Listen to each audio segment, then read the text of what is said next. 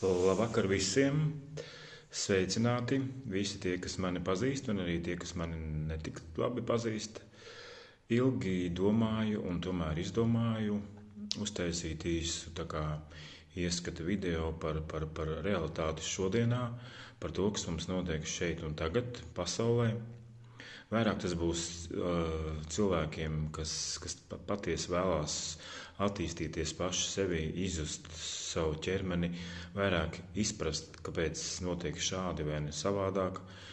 Šis video būs veltīts vairāk tiem cilvēkiem, kurus uzrunā attīstība pašiem sevi. Tēma, par kuru vairāk varētu uzrunāt, pagaidām nāk tāds viens vārds dusmas. Dusmas mums ir ļoti izplatītas, īpaši šodienā, paskatoties, kas mums darās apkārt, un kā mēs paši tiekam galā ar savām dusmām, no kurienes viņas vispār nāk, kā viņas rodās, kā viņas izveidojās un kā mēs viņas barojam.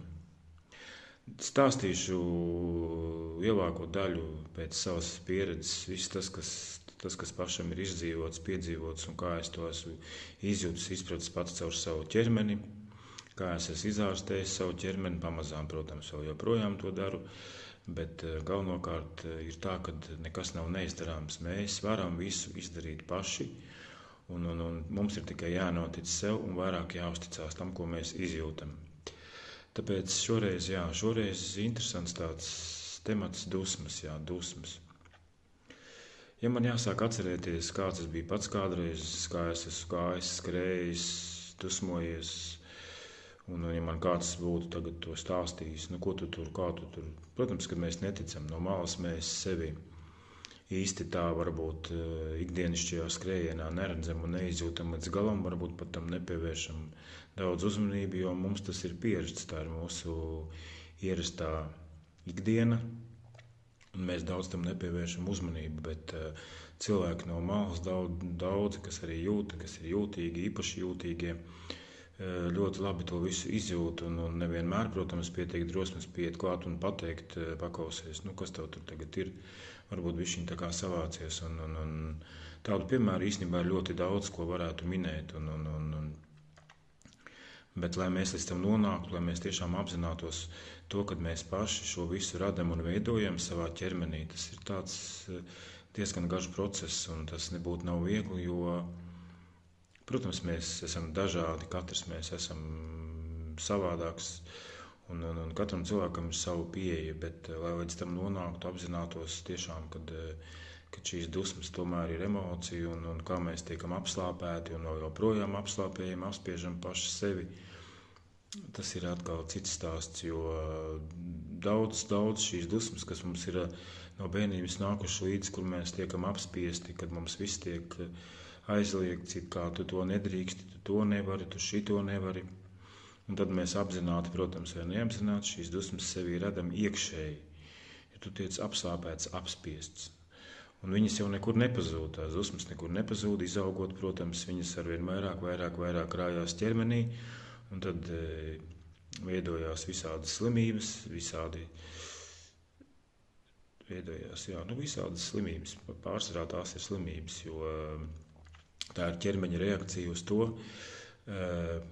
cik kaitīgā, toksiskā vidē tu pats dzīvo un cik veselīgi tu uztver to, kas tev notiek apkārt. Jo mūsdienās bieži tiek teikts, ka pasaule tev nav jāmaina, mainies pats un mainīsies pasaule. Tad šis būtu precīzi, tāpēc, kad mums jau vienmēr ir un patīk vienmēr mainīt citus, redzēt citus, bakstīt citus un stāstīt, ka tev taču tur tas, bet tādā pašā laikā, vai mēs izjūtam paši sevi un sadzirdam, ieklausamies paši sevi, to, kā mēs runājam, kā mēs uzvedamies, ko mēs darām vispār ikdienā.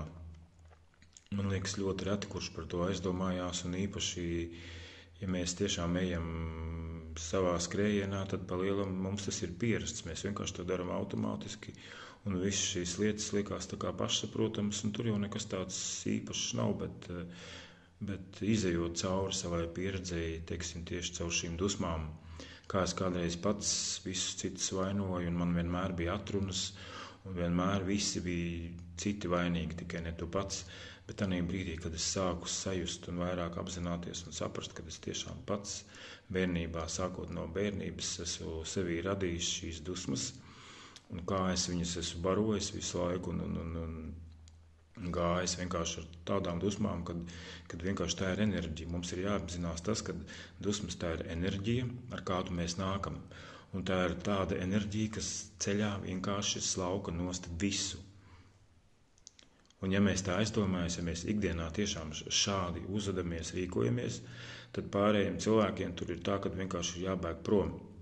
Ja mēs neapzināmies paši šīs savas dusmas, ja mēs viņas nesākam vairāk tā kā kontrolēt, apzināties un izjust, kāpēc es uzvedos tiešām šādi vai ne savādāk un kāpēc atkal es dusmojos, jo pa lielam jau tā ir arī tāda liela provokācija, jo nevajag mainīt pasauli, mainam savēju iekšējo pasauli un tad pa lielam jau viss pārējais pats mainīsies. Tā mūsu lielā ārējā pasaule ir atspūgs mūsu pašu pasaulē. Tas, kas nepatīk otrā, tas visticamāk arī ir mūsos pašos, bet lai līdz tam nonāktu, lai to apzinātos un to izprastu, tad ir vajadzīga šī pieredze, un tad ir šis stāsts, kā ķermenis mums to rāda dažkārt. Mēs jau nevienmēr ieklausāmies arī savā ķermenī, es domāju, lielākā daļa pat neieklausās vispār. Un mēs tā arī ejam, mums liekas, ka tas viss ir normāli, un tā mēs arī paši sevi izdegam.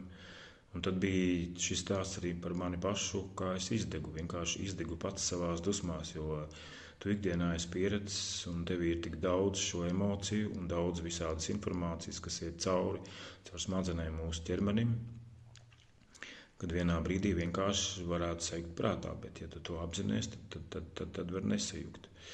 Tā kā šis būs tāds īsts maziņš ievadiņš, jā, protams, ir ļoti, ļoti daudz visādas lietas un tēmas, par kurām parunāt, protams, bet uzrunāšu tiešām tos cilvēkus, kas vēlēsies attīstīties, pilnveidoties, izjust paši sevi vairāk, kāpēc es daru tā vai ne savādāk, pieņemt sevi, izprast savas rīcības, darbības, rezultātus, sekas, jo viss īstenībā ir mūsos pašos, mums nav jāmeklē ārpasaulīgi kaut kādas lietas, kas mums varētu palīdzēt vai izārstēt, jo šī grāmata jau ir mūsos pašos.